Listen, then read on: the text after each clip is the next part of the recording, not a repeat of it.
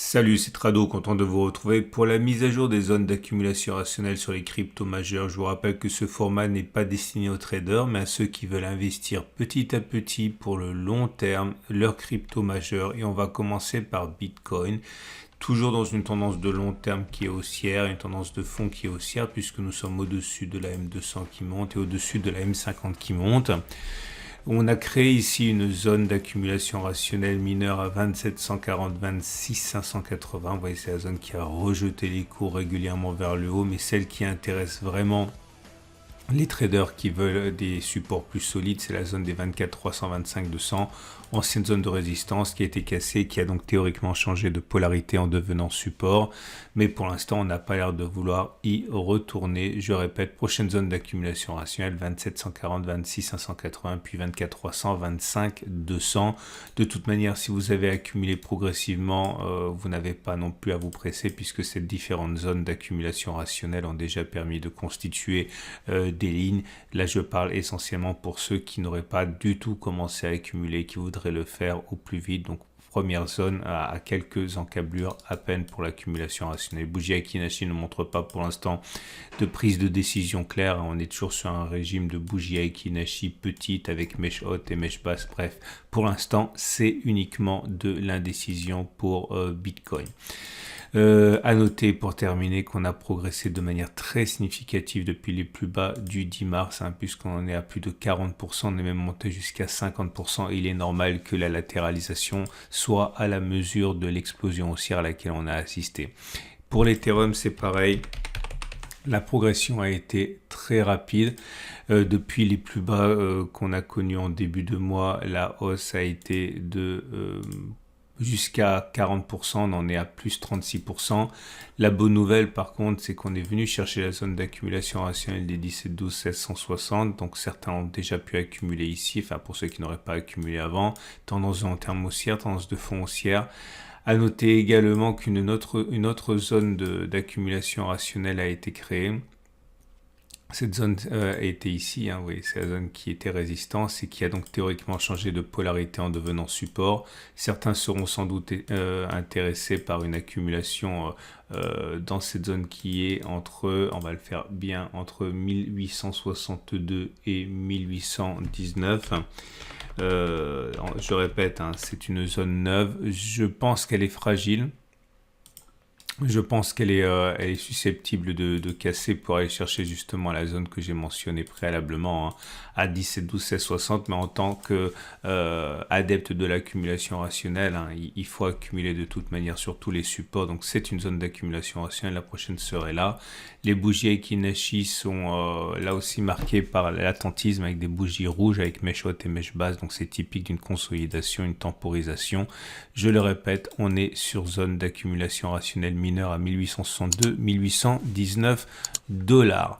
BNB à présent, qui également est dans comme les deux autres cryptos majeurs, est dans une forme relativement positive. La progression depuis les plus hauts n'est plus que de 17%, mais on est monté jusqu'à plus 30%.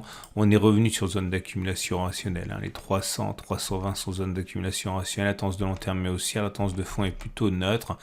Et les bougies Aiki-Nashi sont, on va dire, assez médiocres, puisque vous avez des bougies aussi rouges, vertes, avec mèche haute et mèche basse. Mais je le dis pour la troisième fois, on est sur zone d'accumulation rationnelle à 300, 320. La prochaine sera un retour sur les 277, 265 si on y va.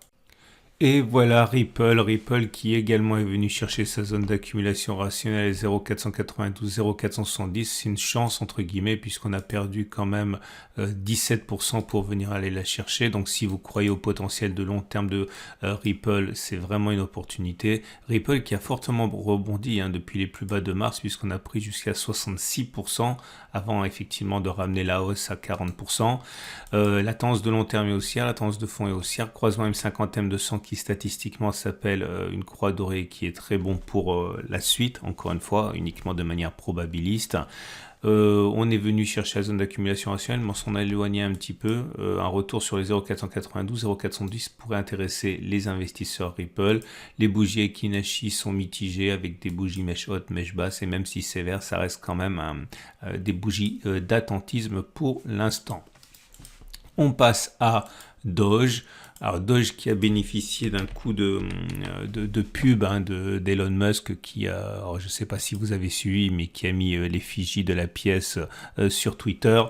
Et bon, ça a duré le temps que ça a duré et la progression a été grignotée jusqu'à devenir nulle aujourd'hui. Mais regardez sur la séance du lundi 3 avril, Doge a pris 20%.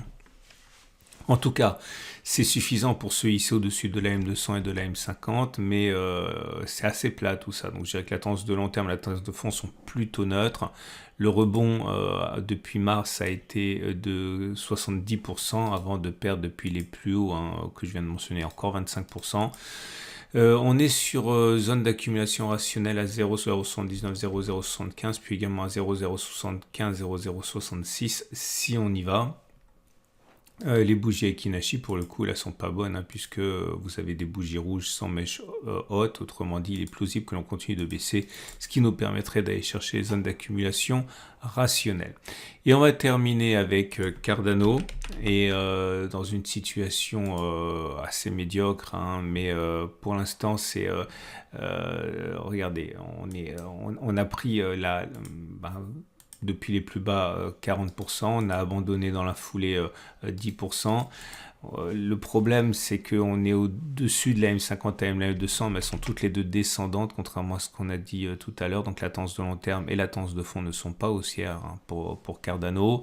Néanmoins, on est sur zone d'accumulation rationnelle avec 0,388, 0,317, ancienne zone de résistance qui a été cassée, qui a cherché de polarité qui nous support. Donc si vous croyez au potentiel de long terme de Cardano, vous êtes ici plutôt sur une zone favorable. Mais je vous rappelle que toute ma stratégie repose sur une progression, une continuité dans l'accumulation et surtout pas en une seule fois, mais en tout cas on est sur zone d'accumulation rationnelle.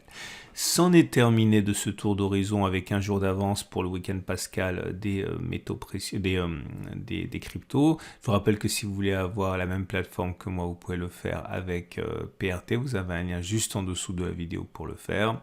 Et si vous avez aimé ce format, pensez à vous abonner. C'est mis à jour toutes les semaines, tous les lundis normalement. Aujourd'hui c'est dimanche, je le répète, à cause du week-end pascal, je le fais un jour avant. Mais vous pouvez également activer la clochette de notification pour être prévenu des mises à jour. À tout de suite pour d'autres vidéos.